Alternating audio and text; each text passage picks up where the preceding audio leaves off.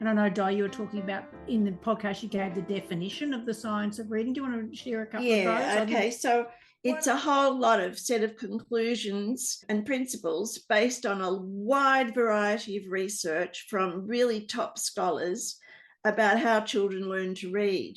And it's all of the components that are required about how children learn to read. So it's not just one thing or even a couple of things. But to understand the science of reading, well, Kay and I are still reading, listening, reading, keeping up with the latest research, because that's very important. And we'll talk about that in a minute. And the research that they do is quite public and analysed by the best people as being good science, not just someone's little idea that they say, this is my research and therefore it's true. And that the people who are doing the research don't have any self-interest.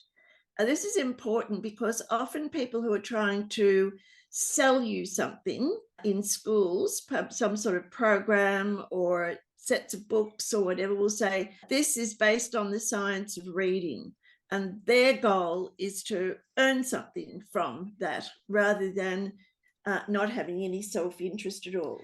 But one of the other important things is to realise it's never settled. Someone will say to you, well, there's no more to think about how you teach, blah, blah. That's absolutely completely settled now. There's no more thinking to be done. And that's not true, because science doesn't work that way, does it? They're continually researching and learning more. It's one of the hard things about teaching, isn't it? We've just got to go on learning and keeping up with the research and then thinking about how do we apply it in our own teaching.